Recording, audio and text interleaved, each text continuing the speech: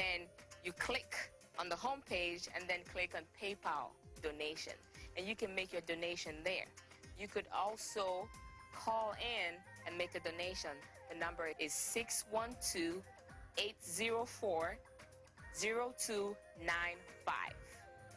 I cannot tell you how grateful we are for your donation. Please take the time and check out the website and feel free to donate to this wonderful service that Tempo Afrique continues to offer us abroad and at home. All this information is on the website. Just go to tempoafriquetv.com and you will get more information. Thank you very much.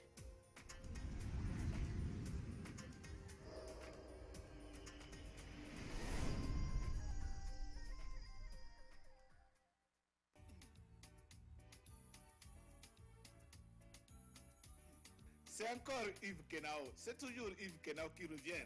Cette fois-ci, pour vous dire que Tempo Afrique TV vous offre plus de 4000 chaînes de télévision.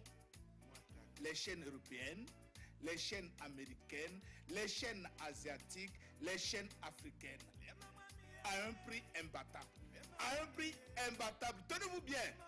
$185 pour 12 mois, inclus le box. Alors, où est-ce que vous pouvez trouver mieux que ça si ce n'est pas sur Tempo Afrique TV? Mesdames, Messieurs, appelez seulement le 612 804 0295 et vous serez servi. Vous serez agréablement surpris de voir plus de 4000 chaînes de télévision rouler sur votre écran comme ça et vous choisissez laquelle vous voulez. Alors mesdames, n'hésitez pas. N'hésitez surtout pas et ne vous faites pas compter. Prenez votre téléphone, prenez-le tout de suite et appelez le 612, le 804, le 02 95. Nous sommes là, ici à Tempo TV, pour rendre votre vie simple et agréable. Alors, saisissez l'occasion donc. $185 pour toute une année, pour 12 mois, inclus le box. Quoi de mieux que ça?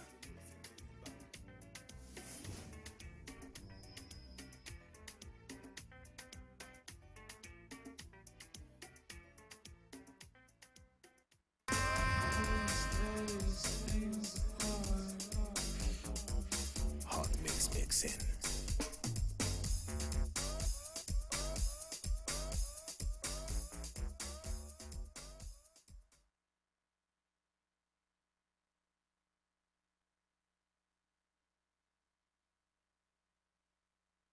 Updates about the pandemic, how it is a potential threat to the Blacks and the minorities community.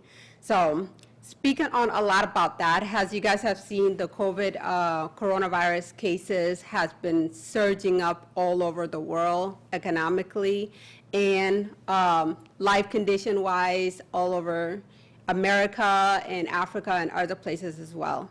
So here we're going to talk about how it is affecting the Black community and the minorities living here in the U.S., how all the diaspora are probably dealing with the COVID-19. So a lot of you that are going to be watching this live stream today, feel free to join in and, give us some of your input or opinions on, or even what's going on in your life as well, or how the pandemic is affecting you in this current situation.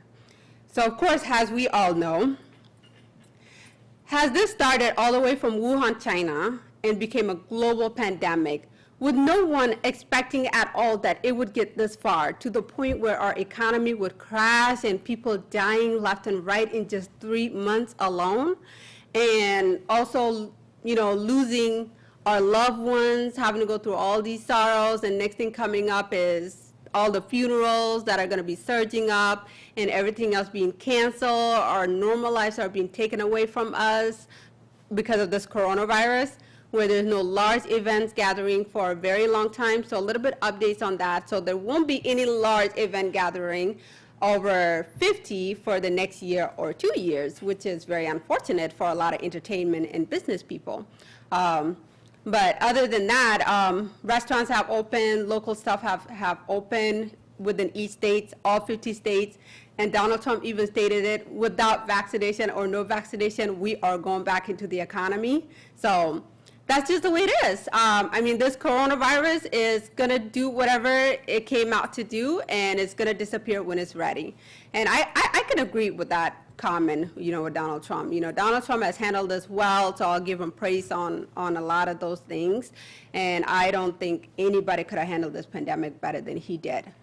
But going back to the main topic, so how it is affecting the Blacks and the minorities communities here in the U.S. So, of course, have you guys been hearing the viral video that went live about Ahmaud Arbery, who was shot? Even though it has some effect with the pandemic, a little bit here and there. I mean, his case is totally different. This is another Black Lives Matter situation where there's a lot of, chaos going on and protests, and people can't really even protest because of the social distancing and all the guidelines that are put out there by the governors due to the coronavirus.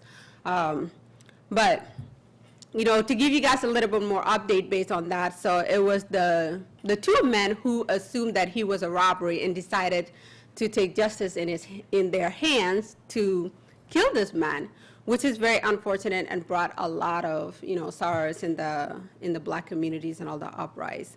As the case progresses, both father and son has finally been arrested after they have released the video, and the video going viral. And if it wasn't for that video, I'm pretty sure they would have still been trying to figure out how to get away with this case. Unlike any of the other cases we have seen in the past of Black children and Black men being killed that are unharmed just for doing simple things in their normal lives. So because of this video that went viral, it really bring the alert up, and they got arrested. So now in court, as they are in trial, Ahmaud Arbery was a former football player in high school who, unfortunately, his life was taken away. So he was out for a simple jog on Sunday on February 3rd, the day of his death. His relatives, who have expressed a lot of the relief due to the murderers that are being sent to jail, it was a big relief for them, because throughout those 2 months or 3 months of silence, not knowing that this man was killed and that the murders are still out there, out and about, it has brought a lot of frustration and disappointments for over the whole month. So it was a long wait for them. And now their justice has finally been looked over. And of course, has one of the mothers spoke out about it and said, there's really not much they can do right now at this point due to the coronavirus, says his mother. But, of course, they wanted to go out there and march for him, do a protest. There has been a couple of marches here and there, which is good, and that is just to demonstrate that we have lost another brother due to this horrific, tragic, that should have never had to happen the way it did. But there's really not much they can do right now, but just hope that justice will be served. And even, other celebrities and governor-related affiliates have spoken out on this, so which is a good thing. But still, the people on the left are still putting out their opinions as well. So as the prosecutor noted that they had to bring out Arbery past criminal histories, which shouldn't be the case right now at this point. So there's always has to be some justification that needs to be made why this case shouldn't be really looked at. So they really lower this case as like a minor thing, but it's a big deal. And it's very unfortunate that even the prosecutor themselves are now looking to his criminal records.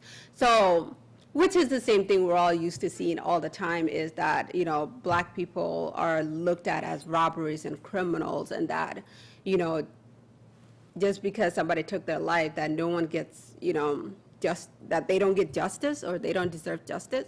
It's always been an unfair case and situation here in the U.S. that has been happening a lot. Even other minorities who don't really get looked at a lot, like, the Spanish, the Native, and other ethnic group, yeah, but mainly Black people itself. So, and it has been a really sad tragedy, and you know, a lot of people are still trying to raise their voices on this to get the prosecution going, to serve justice, and have these two men, a father and a son, be arrested for what they did, because it was never their position in the first place to take a man's life, even if they assumed that he was a robber. And it's always that one of those cases, oh, he looked like the burglar or the guy who robbed the so, you know? So what, that makes it okay for you to take a life just because they look like somebody else, you know? We all look like somebody, just, you know, little different features here and there. I don't know much of what to say about it, but, you know, with the scenario that they have it saying in the back that Black people all look alike, no, that's, yeah. You know, even other ethnic group, like white people look alike, you know, Hispanic people look alike, you know, as long as you're that ethnic group, a lot of people look alike, you know. But anyway, so you can't just assume that somebody looks like a robbery or they look like somebody so that we want to go ahead and kill them anyway and then figure out later that there's somebody else. That's the whole assumption, you know, in this kind of case, which isn't really a wise argument as well. Like, I don't think you would want to use that in court. But anyway, so the prosecution is continuing ongoing. So they're planning on taking this to the jury trial. So usually with the jury trial, what happens is you have 12 different individuals that are selected to work on the case or to make the final decision on the case, whether the murders are guilty or whether, you know, Arbery should, you know, get justice or serve justice. So it's always a very intense case. Any case that goes to a jury trial is always something extreme or very intense, because you don't know who's going to be there. You don't know if it's going to be all Black people that are going to be the jury trial. You know, it's going to be all white people or it's going to be all different ethnic groups. They always pick random people that are going to come in and point out their agreement, which is good. That's one thing I love about the jury trial. So whenever a big case like this happens, you know, whether it's between racial or minority or, you know, segregation or lowering one class other than you, and in order to dispute the case, put random people. Maybe it's a black and white case, you could put like Native Americans, or you could put Spanish, or you could put Africans, or just 12 random people, and that's what makes the jury trial more intense and great. So we're very glad that this case is potentially going to take to the jury trial. They haven't made that announcement yet, but we hope that they do very soon, so then we could see what the verdicts are. So now moving on to how the COVID-19 is really affecting the Black community. Of course, as you guys heard me mention last week about the nurse that went viral, speaking out about how the Blacks and the minorities are being treated in the hospitals, and that they're not being treated with COVID-19, or they're not dying of COVID-19, that they're literally being murdered. So that case is still going on, and I think they're still doing a lot of investigation and trying to look into why a lot of these deaths happen. But the truth and the reality of is, a lot of these people that are dying in the hospital, whether they have COVID or not, they're just marked COVID. Because it's really all about the money. The money plays along in this. So most of the hospitals, they're getting paid a lot more. They're getting a lot of their fundings as long as it is COVID related. So when somebody is sick or critically sick, even if it's just like another disease or another virus like pneumonia or a flu that normally kill a lot of Americans every year, they just mark it COVID. So marketing COVID is like a simple way of saying, okay, that person is dead now, let's get our money, you know, kind of a thing. But, you know, that's some of the underlining things that are going on in the hospitals as well. And also, you know, these nurses, of course, they could be exhausted, they could be working long hours, or they have just been so immune to this horror that, who knows, maybe a bad spirit just took over and decided to like control them as if they were zombies and just mistreated these patients. So it's very sad and very unfortunate situation. So that's a lot of other things that are going on in the hospital as well. But of course, as the cases continue to surge and the death toll continue to go up, even some of these patients may not have severe symptoms. So there's still enough time that they could have been treated, or it could have been prevented, or they could have lived, or they could have had a chance. And some of these nurses just don't really put a lot of effort into that and wait for them to die or send them back home, or they die in their own home. So that's another scary thing about the hospitals.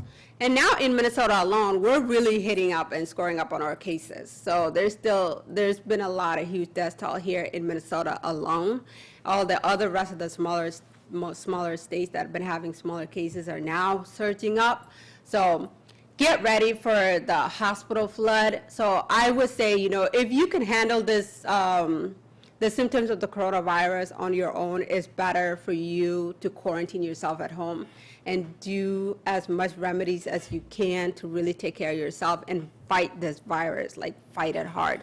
You really got to fight it mind, body, and soul, put it all into it. Now, as I've been hearing some of the testimonies from people who have attracted COVID-19 or have gotten COVID-19, even my friend who got COVID-19, I was literally on the phone with her and telling her, no, you have to fight, like you can't let this get to you. And that's how the virus works. The more you fight and you stay calm, eventually you will beat the virus. It's really all about beating it, and it'll go away. It'll go away on its own, even without the virus or anything like that. Unless you have a really bad underlying conditions like, diabetes, blood pressure, heart attack, leukemia, cancer, any of those things, then yes, it is much harder to fight the virus. And that's when, when it gets really severe to that point, then I guess, it's all about taking your chances to go to the hospital, because you never know if you're going to have a good nurse that day, or if you're going to have a good doctor, or people that are really going to care for you. So that's kind of what bringing a lot of fear to a lot of people about going to the hospitals. So I wouldn't, downplay it or anything like that. Go to the hospital if you really need to, and take God with you everywhere you go, because only God can work on who is going to take good care of you, or if you're meant to live, or anything like that. So it's kind of a gambling kind of a thing, and it's really about your own intuition, listening to yourself. Is this a good idea? Is this something I should do? And if you have bad intentions or anything like that, listen to it, because your intuition never lies. It really doesn't. So that's really all my advice I can really say to a lot of people out there, especially all the minority ethnic group and blacks. It is a really higher chance. Truth is a truth, but it's a reality, and it's a sad reality that we all exist into, is that most of these hospitals, when we go there, you may not even get the treatment that you deserve, Maybe you're supposed to live another 100 years or 200 years or a couple of days, but because of the mistreatment, your life gets cut short. And that's the fact. That's the true reality of this life, that we live in. We live in a country where your life is gambled, and you don't know when you're going to lose it. Tomorrow's not promised. And I believe this coronavirus has really taught us a lot of that. Take care of yourself, eat healthy, have faith, and tomorrow's not promised. Live at the moment, be happy, stay positive. That's really a lot of what I can say to that. And also, I'll give you guys a little bit of the CDC report data that we got from how some of these were calculated. Why are we having so many death rate, or a higher percentage of all death rate in the minorities and the black communities? So the CDC data shows that there has been a lot of this unfortunate illness and the underlinings among racial and the ethnic minority group, which is very true. And for a lot of them that have shown COVID-19, symptoms are confirmed to be 45% individual that are white. Now, 45% of the white people are the one confirmed COVID, Now, the rest of the 55% people are either Black, Hispanic, or other ethnic group. Now, that's pretty high, you know? But then again, when it comes to ethnic group, we're all divided in like different groups, whether you're Asian or African or Arabia. So we still all fall in that category of minorities. So you're still, you know, listed under the high risk of the confirmed COVID case. And most of the ones that are recovering are still a higher percentage of the white people, and still a very unfortunate lower rate of the minorities and the Blacks as well. So as we have seen what has happened in New York has the highest case than any country. The population and density of New York is just like Wuhan, China alone.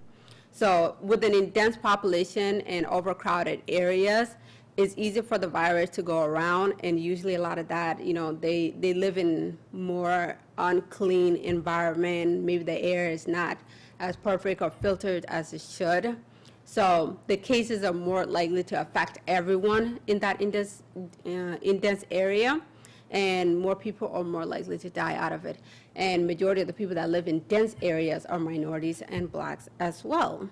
So the data shows that most of the Blacks and African American person, it is 92.3 deaths per 100,000 people. Now that's a lot. Only 93, like calculated, you know, you have 100,000 people, 92 of those are Black, just Black Americans alone. And the rest that are like, you know, Hispanic, Latino, and other minorities, it is 74 of that. Other ethnic group from like other countries like Africa, Asia, Arabia, that's 42. Now, just Asian alone is 34. So the death rate is a little bit lower on the minority groups, the ethnic groups that have migrated or born here in the U.S., but it still surged up a lot. It takes up almost half of the whole percentage for the Black and the American communities. And so now there's a huge health difference racial in all ethnic groups, which is very true. Yeah. So it has a CDC data reported that due to the economic and social conditions, there are more common racial and ethnic groups than whites that are either mostly in public health emergencies, and these conditions can also isolate people from the resources they need, and also may not get the response of the outbreak right away. So what I meant by that is, you know, whenever there's an outbreak and whenever there's a virus coming into the town or into the city or into your country, the health people are the first to know and to ring that alarm to the people. And majority of the time, the last people who get that memo are the Blacks and the minority. Yeah.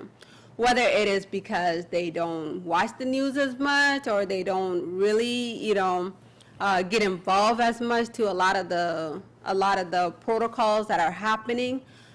I can't be 200% sure on that, but for some reason they are the last people that gets the last memo. And in their living conditions, you have, of course, many living in dense population area. So most minorities people, like, I'll give you an example. When immigrants come to the United States, you know, like in the Sudanese community, they put them all in one area, you know? So when people live there, they still live there the same way as they would live back home in their country, you know? Nothing much changed. The language is still the same, the culture is still the same, the food they eat is still the same, the way they interact with each other. Africans love visiting each other. That's like a big thing, you know? And families get together, they all still do the same thing, you know? So when they are in one area together and living together, nothing really changed, because then their mind is still not outside the box, you know? Only those ethnic groups who decide that they want to live in like a rural area or a suburban or other different areas that doesn't have their own ethnic group, those are the ones that are more likely to think differently. that are more likely to have a more broadened mindset and be able to learn a lot more things. But for as long as you're still within community, whether you're Sudanese, you're Sudanese. Whether you're Ethiopian, you're Ethiopian. Somalian, you're a Somalian, you know? So that culture still plays along.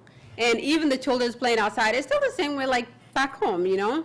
And most of the people back in the old days, a lot has changed now, I can say, you know?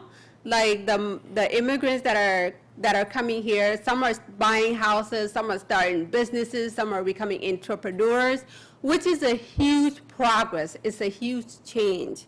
And those were the things a lot of our people fear to step out of, you know? They always like to keep the culture so close because they feel like if they step outside of it, they're going to lose their identity, they're going to lose who they are. At the end of the day, you are who you are no matter what. Just like there's a saying, you know, you can take an Ethiopian out of Ethiopia, but you can't take an Ethiopia out of them, you know? There's still always going to be that, you know, if you're from Ethiopia, you're always going to be an Ethiopian no matter what, you know? Stepping outside of the box doesn't mean you're going to lose that. It doesn't mean you're going to lose your identity. It just only means that you're going to grow and learn and expand your mind in a more broad situation. You're going to learn about other countries. You're going to learn about other cultures and how other people think. And that's a huge value to your knowledge as well. So I would say, you know, to all of my ethnic people, all my minorities, that's a huge advantage, is that you gain more knowledge by being in a different world, in a different culture, you know? And eventually you'll adapt to the things that they do. And you know, whenever an outbreak happens, you'll be able to know how to react to what they do, not just narrow your mind into the culture you are growing in.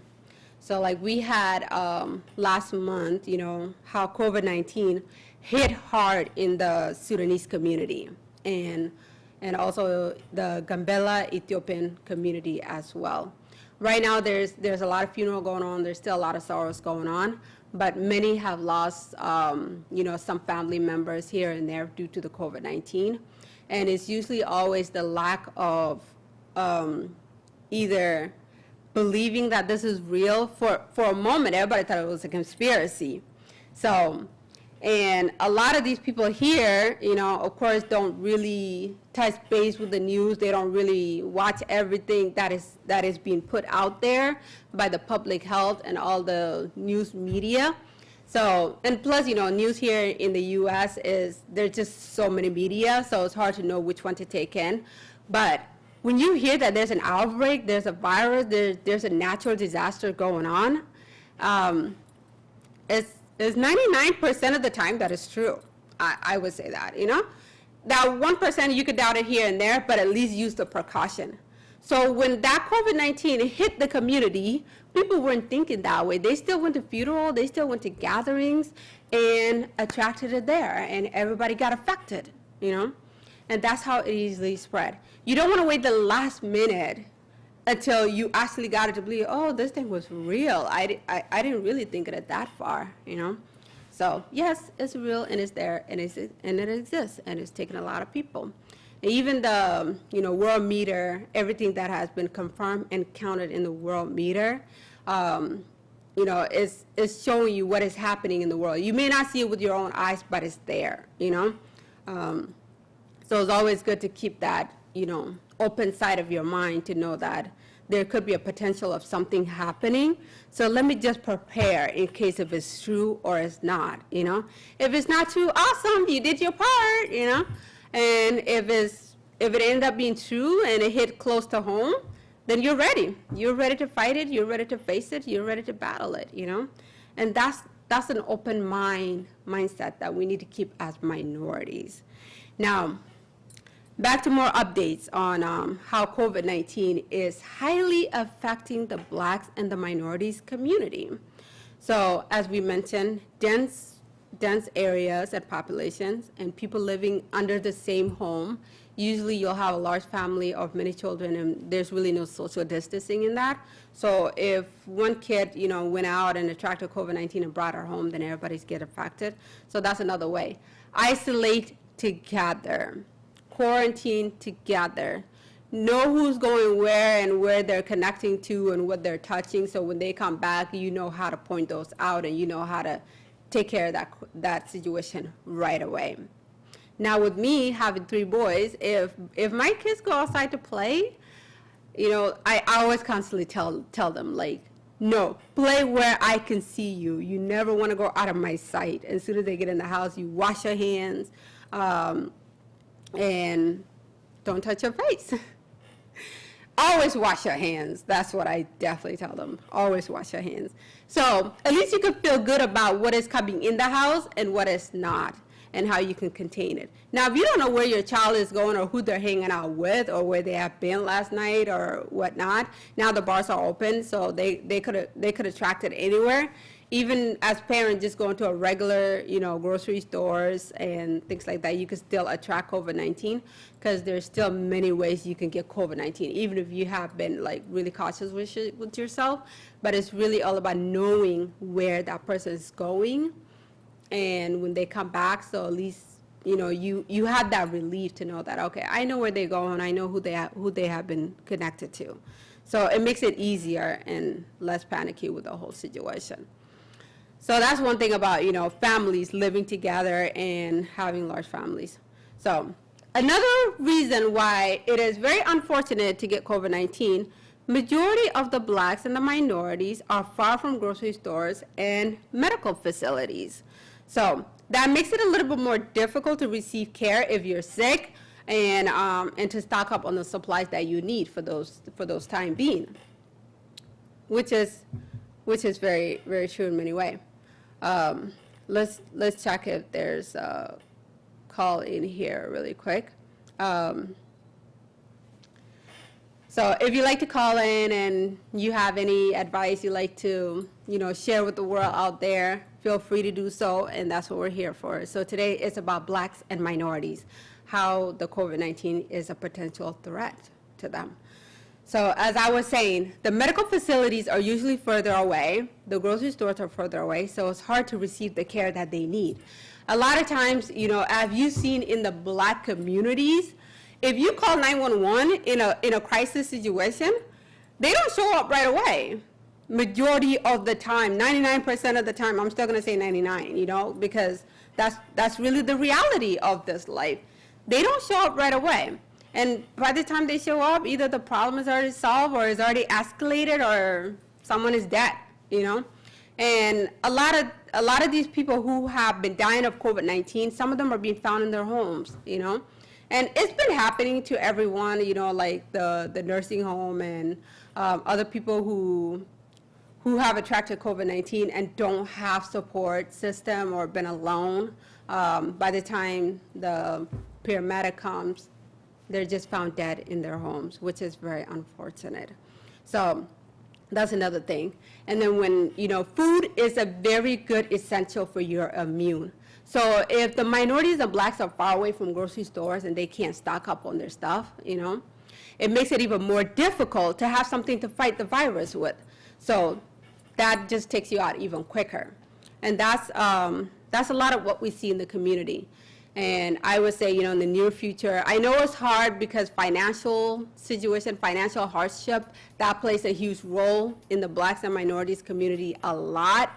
But we'll get to that, where I'm going to talk about the work and the conditions of the work related. So we'll get more into detail about that. But as far as food and medical, yes, it is very hard for them to receive right away. And majority of the time, even if, you know, they're either by name will tells it or how they talk will tells it. So the medical system is not going to react quick as it is, you know. It's just like back in the old segregation time where, you know, if a black man was standing here and a white man was standing here, who's going to get served first? The white person, you know.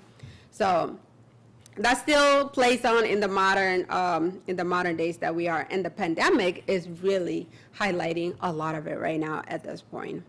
So again, you know, you still have the racial ethnic minority group are overrepresented in jails, prisons, detention centers, which are one of the most highest risk in the congregated living, sharing food service, and so much more. So now, when we talk about the jail system and the prison system, this has been an ongoing dilemma for a very, very long time, where in the Black family households and usually have no father. It's only the mother and the kids. Many minorities and the Black people household are always missing the man of the house, And where are they? They're either in jail or dead. Yeah. So that has been a dilemma that's been happening for so long and for a while. But now with this outbreak of the pandemic, a lot of the prisoners, a lot of the prison started having COVID outbreak because it's such a small, crowded area. I mean, you have roommates and bunk beds on top of each other, and a lot of times it's usually really cold. The jail system is really cold. I know this because I've seen it. I know what it's like. So, but it's very real. The prison life is really intense. You have people that are crowded together. You have the temperatures that are so cold, and the coronavirus loves it even more when it's even cold. And so that spreads the outbreak even quicker. And whenever the doors are open, all the windows or the doors are like by bars, so there's way for air to travel from one inmate to another. So in the beginning of the pandemic, they did release a lot of prisoners and put them on house arrest due to the COVID-19. But now as we have further graduated into the pandemic, they're just keeping the inmates in jail, especially those who have committed serious crimes like murder. Let's see. What could be worse than a murder? Burglary. Like serious robbing situation. Let's see, and conductions. Those extreme cases, those are the ones that are still being kept in jail right now. And whether they have COVID-19 or not, it's just the way it is. And they did try to, monitor them with the social distancing and stuff like that, which is a little hard to do in jail. But the new trick that is happening, which is kind of funny, I started to see that, is that the inmates are starting to snip on masks and pass it on to each other so that they can attract COVID-19 and have a potential of getting out.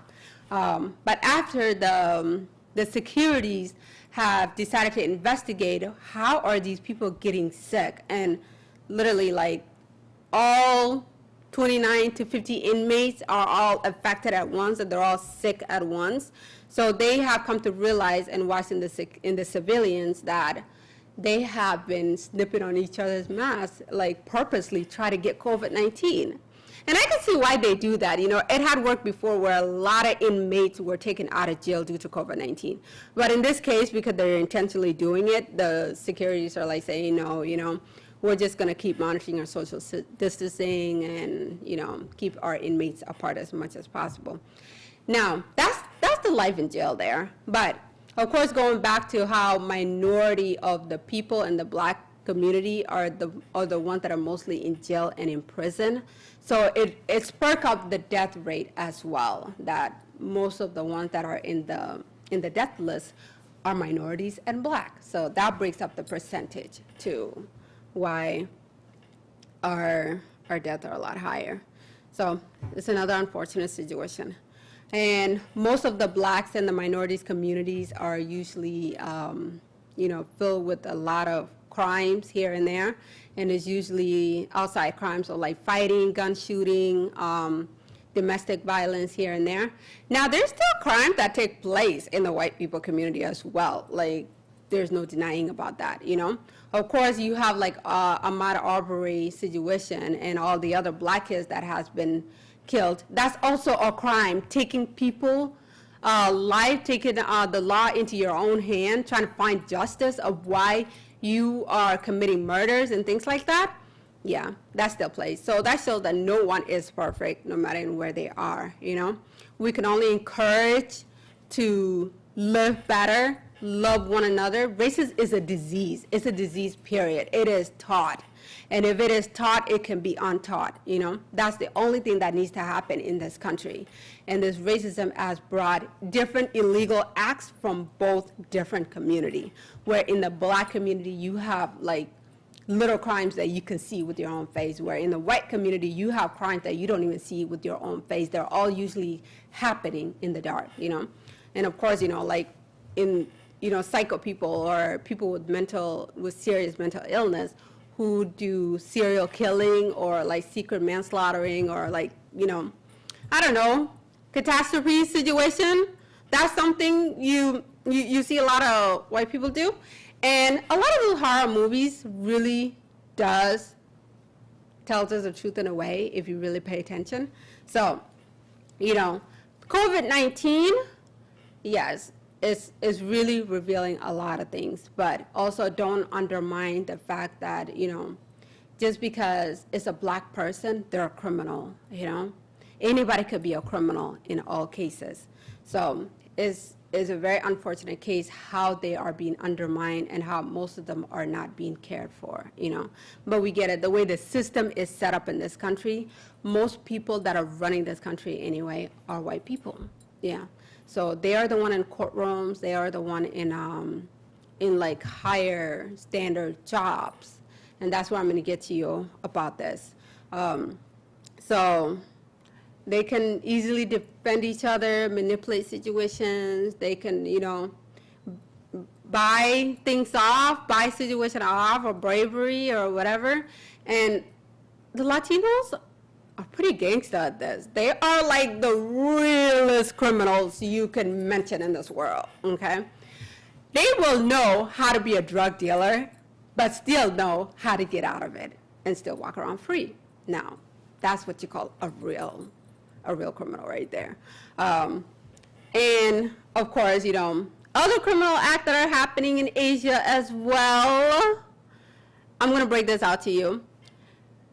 Be careful with the donor that are happening. There has been organ harvesting in China, but I'm going to talk more about this specific topic next week because a lot of minorities and the blacks and the ethnic groups, if they gone missing, majority of the time is because there's a catch after it, you know? If they don't come back, you don't find them. Usually their organs are sold, they're left to die on purpose, you know, so that some people can try to get new lungs. Because now the rich people see that as a beneficial to get lungs, to get healthy lungs, because coronavirus, what it does is it damages your lungs. It really damages. So that's another thing to really look into as well. It's not to bring fear into anyone or, you know, fear-mongering into anyone, but that's something to be aware of, you know, to keep in mind. If you're a black and you're a minority and you're an ethnic group, you know, watch your step, watch what you do, because if you end up in a hospital and they take your life too early, who knows? They might just say, oh, that person is dead, and then take them to the next surgical room and then take their lungs out and give it to a person who's willing to pay millions of dollars for it. So that's another thing that's happening. Now with work related, most blacks and minorities work critical jobs, okay? Now here in America, that's where you're gonna see a lot of them work the critical jobs and agricultural related job, industrial, warehouses, commercials, and things like that. That's where you're gonna see a lot of minorities, and majority of them work there. And so the Hispanics, blacks, and African American workers are significantly employed in those categories. So, and a lot of the times, they can't get paid sick leave. That's the biggest argument a lot of people are having now about staying home and not being able to go to work if they call in sick. So the surge that's happening right now in the black community is that, okay, if I get sick or I don't feel well, what do I do for 14 weeks or for a whole month? How am I gonna feed my children? Those are the fear that are running into their mind all the time, because majority of these kind of jobs, they are sat in a way that they don't get paid sick leave, and a lot of them are temp. They don't get the full-time benefits. It's a higher percentage of that, you know. There's still a lot of minorities and black people that work really, really good job, but majority of them work these critical jobs. And these critical jobs is you're still gambling with your life once again, you know? And that's what makes it easier for the death rate in the blacks and the minority community to go up even more. And that's what causing the alarm as well. So if you're sick, these black people minority, you just have to like tough it up and go to work and just get the day done as much as you can, even when you're sick, even when you're not feeling well, And a lot of these jobs are also crowded areas. You have like big warehouses or manufactured warehouse, like the meat industry that has been shut down for a few days, which now they're still trying to reopen it because you have workers working very close to each other, so it's easy to spread, and there's really no social distancing there. And also the PPE that they get is not high quality or there's barely any. So they are not really looked at as if their lives are that important. So they are undermined in many ways. And that's how some of these people, they will risk their life to go to work while sick and still not get enough PPE, which are the supplies that they need to stay protected. And they will also attract COVID-19 and then replace them the next day. So most critical job is like, oh, if you can't do the job, we can replace you. That's a real truth that's happening in this country, These are some of the really dark underlining that are happening here. So it really highlights a lot of, the lack of service that we do get here as a minority or the black people. So now back to the emergency rooms and the health throughout the COVID-19, not having a health insurance. That's another big issue in the blacks and minority community. So compared to white Hispanics are almost 3 times unlikely to be uninsured, and African Americans are almost twice as likely to be uninsured. And most of them is all in age groups, so, which is very true. That's a true reality. A lot of people, they go on medical assistant. So you still have medical assistant. Medical assistant is very good. I mean, you have to apply, you have to, qualify. You have to be able to make less than a certain amount. So you're at a minimum wage, which you're considered poverty or like low income individual. And that's how you're eligible for medicals. So when you take that situation into like our ethnic groups, I'll speak specifically from like, Sudanese or, Somalians, those ethnic group, it's easier to depend on a governor to take care of all of your needs and all your costs. When it comes to food, which is food stamp, when it comes to medical, which is medical assistance, when it comes to housing, which is Section 8 projects, public housing, those are all considered low-income situations and living conditions. And usually with those people in a pandemic like this right now, the medical system has collapsed, It has collapsed where now they're putting in an emergency medical aid and medical insurance to cover only people with COVID-19. So if you make a little bit over that, or you have expired all of your years, because usually with public assistance, they'll give you like 6 months to be under their care, or they'll give you a maximum of 2 years. And while you're on that, they're pressuring you. You got to turn in papers. You got to do this and all that stuff while you're still trying to manage your household, while you still got to go to work. And if you don't turn any of those things on time, next thing you know is your insurance is cut off. Or next thing you know is your food stamp stop. Or next thing you know is you got to pay your whole 100% rent, or in those kind of situations. Those are a lot of the stress that still goes on. So it still plays a mental effect on a lot of the minorities people. So I would say it's best to really, really study the economy and know your rights, what you can do in this country, what are your potential, how far you can go. as you guys seen in the last couple of years, we had the Black excellence, we have like women that are becoming entrepreneurs, we have, Black men that are becoming doctors and lawyers. Like, that was great. It was great. Like, it was going on for a good minute, And now with the whole coronavirus, potentially in the future with the whole economy collapse, not being able to get a job, that's another big disadvantage to the Blacks and the minority community, to think about it. All that degree you went to school for, all that hard work you did, we were just getting up there. We were like, yay. And now coronavirus here, you may not even get a job. All the nurses are laid off. Only doctors are getting the job. Now, how disadvantage is that to the Blacks and the minorities that may not even get in, period? So that's another thing. That's a disadvantage to the Blacks and the minority community. But back to specifically the minorities, the ethnic group, don't get too comfortable in the government system, okay? The government can only do what they can for a certain amount of time. The house that they have been paying for you is not yours to own, Once your kids are growing up and they're gone, they're going to say, leave the house, And it's true. It's a fact. I'm pretty sure a lot of people have experienced that. And once your kids are all graduated, they usually give it to you until the child goes to finish college. Yeah. If they still live with you and they're in college, it's fine. Like, they'll still keep you in the low-income housing and still pay your where you still only pay 30% of the rent. But once they graduate and they're off and there's no one else living in that house but just you yourself or you and your husband, like once you guys become empty nester, they say, hey, we need to give it to somebody else who needs it. So now what are you going to do? What is your next plan? Are you going to go buy a house now?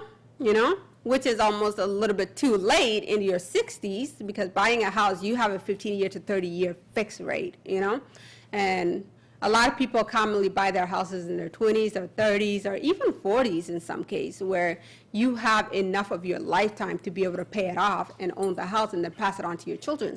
That's a big advantage to that. And having your own house, you still have more advantages to be able to, just take care of your household and keep everything together, even during this pandemic. But when you're in a low-income housing, it's not yours to own. You got to come up with a different plan, and that's where financial will become a corruption, because you're really at the age of the retirement as well. So my message to all my minority people is really look into your potential now while you can, while you're still young. Especially all those who are just graduating, don't lose hope, okay? Don't lose hope. You guys might be the next future entrepreneurs. You guys might be the next inventors, because this time that we're going through right now is only temporary. I feel like God is just cleaning up the earth, taking out all of the old people or all the underlining people. So don't give up hope, And of course, unfortunate that has happened, but God has a way of making things happen, So who knows? In the next 5 years, it could be your time to boom, maybe come up with different marketing strategy, maybe come up with different businesses. And now that we have lost 40% of our businesses here in the United States, 40% of businesses have closed out and they're not coming back, So it drops down the economy as well. And all of these money that are being given out right now as a stimulus aid to the businesses, to the bank, to the airline, to the citizens, it's more likely that it's going to be paid back. All right, I think we might have a caller. Hello? Yes, hi. Hello? Yes. Hi, how are you? Good, how are you? Thanks for calling in. It is Tempo Africa TV, right? Yes, it is. Oh, I think now they talk about politics from Togo, right?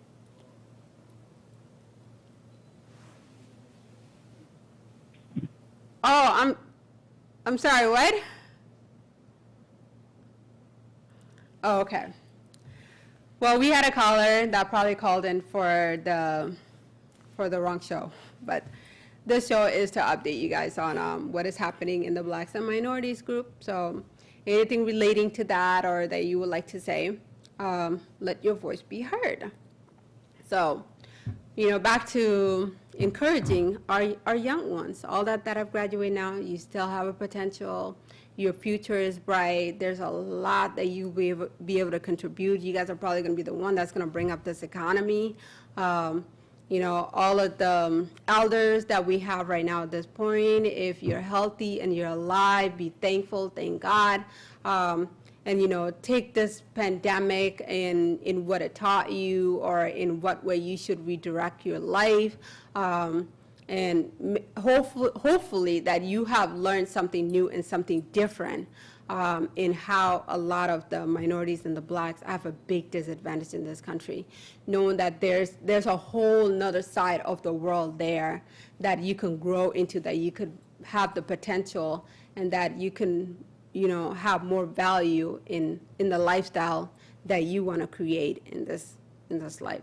But the struggle, the racism, the segregation is still always going to be there no matter what. Even in South Sudan, you got Dinka fighting Nuer, and they look alike, but it's still that racism thing going on, like, oh, I'm Nuer or I'm Dinka and things like that. So it's still, it's a disease that has been there for centuries and centuries. It's really all about, having a different mindset and learning how to, deal with the situations, how to approach situations, and how you can make plans for your life and just focus on that. And in that way, you might just come out all right, So that's a lot of the update that I want to give to you all there. With the struggles in the Blacks and the minority community. So all the minorities and all the immigrants that are here, I know you guys, some of our people that come here either don't have the education or have the lack of education. If you have the opportunity to go to school and get a degree, it's best to do that, get a degree, because just that paper alone will only raise your money up to get a higher pay. But the good thing is now in 2020, minimum wage have gone up, so which is good. It used to be back in about 7 years ago, just about 7 years ago. Minimum wage was $7, you guys, $7. But now in 2020, I believe the minimum wage is about $11 or $12 right now, which is good. But there's still a lot of jobs out there where you can be making $15 or more or $17 or more, whether you have an experience or not. And also, have a strong comeback after this coronavirus. Have a very strong comeback, because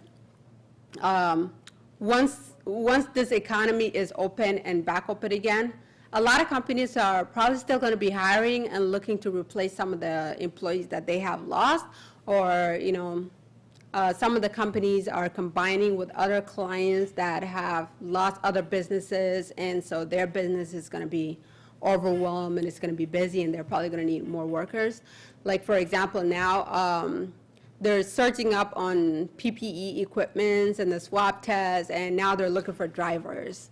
They are looking for about 11 to 17,000 drivers. No, not that high yet, but yes, they're looking for drivers. That number actually is for the, what do you call it? The tracking, yes. So they're going to do tracking, and now they're looking to hire people who will be able to track COVID people. And they're looking for 11,000 to 17,000. So if you're comfortable doing that kind of job, just sitting there on your phone tracking people and making an alert like, oh, this person got COVID, and then report them. You may look like the bad guy behind it, but, that's an example to tell you that a lot of jobs are coming up. A lot of jobs are going to be opening. There might be, a whole different inventions that's going to take place, because this is the first time in the United States history where an outbreak have really took United States by storm. Now, when we had other coronaviruses in the past, like the SARS and the SARS from China, and the MERS from Middle East, from Arabia. Those two were the first two coronaviruses that took an outbreak, but they were epidemic. So they didn't really hit United States as hard as COVID-19 did. So COVID-19 is the third coronavirus that have pretty much put this country in a very unprepared situation. So it's definitely a huge toll in the American economy, and a lot of things are going to go away, and a lot of new opportunities are going to go in. It's like when one door closes, another door opens. So that's pretty much how you got to look at it. So I would say stay optimistic, stay positive, keep pushing out there as you should, and it's not the end of the world. All things comes to pass. This will all come to pass. Like Trump said, with vaccination or no vaccination, we are going back to the economy. So woo for Trump on that one.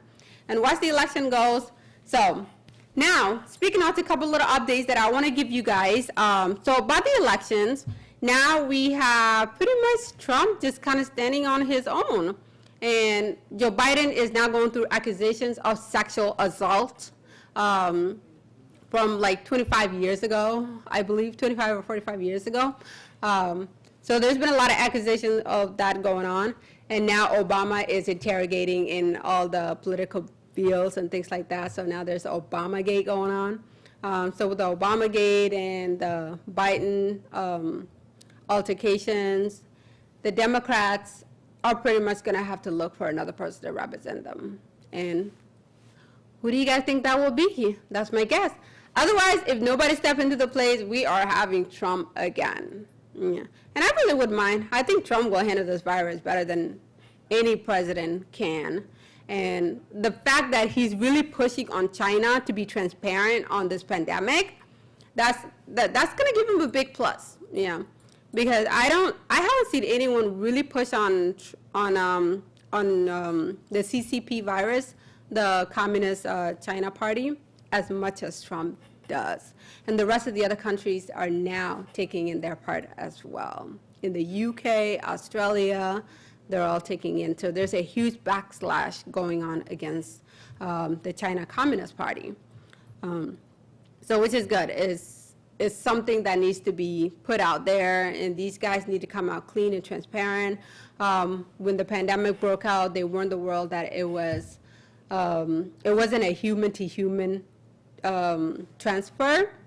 So that was the first lie that took out. So a lot of these backslash on China is that we need the reports, we need the evidence. What happened to all the doctors and the nurses that had set the alarms during the pandemic when they were trying to warn people about the corona, and why are they hiding all of these documents? So everything is starting to leak out, and once everything leak out, this is a pending case right now. Once everything leak out, then they can start to really see how the investigation is going to go with the China's Communist Party, and also again with WHO as well. So WHO needs to push on China as well. So it seems like there's a political agreement there between WHO and China in that level. But I'm going to talk specifically on this topic next week. So I'm just giving you guys a little, sneak peek here and there. And I'll give you guys a whole full detail of what is going on in China. A lot of undeveloping stories which are pretty much happening and taking place. Otherwise, in the meanwhile, stay tuned for everything that is to come. And we want to bring you the latest update and what is happening into the world. And again, this information that I brought to you guys this evening is to know what is going on in the Black and minorities group and how we should step up in the near future and how we can make things better in case if another pandemic happened, or just in general to have a better lifestyle and a better living. Again, thank you for joining us today at Ellie Naimel Talk Show at Tempora Africa TV. See you next Saturday.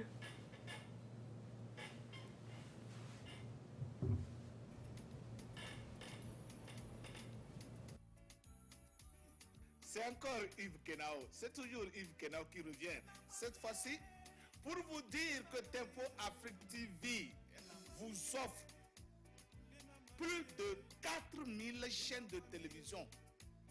Les chaînes européennes, les chaînes américaines, les chaînes asiatiques, les chaînes africaines. À un prix imbattable. À un prix imbattable. Tenez-vous bien. 185 $ pour 12 mois, inclus le box. Alors, où est-ce que vous pouvez trouver mieux que ça si ce n'est pas sur Tempo Afrique TV? Mesdames, Messieurs, appelez seulement le 612 804 0295 et vous serez servi. Vous serez agréablement surpris de voir plus de 4000 chaînes de télévision rouler sur votre écran comme ça et vous choisissez laquelle vous voulez. Alors mesdames, n'hésitez pas. N'hésitez surtout pas et ne faites pas compter.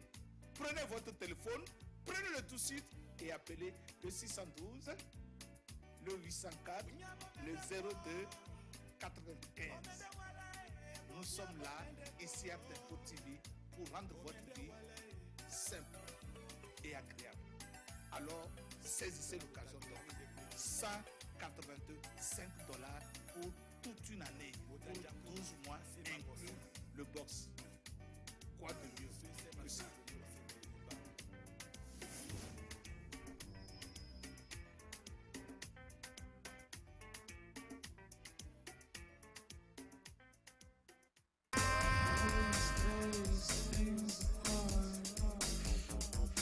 Hot mix mixing.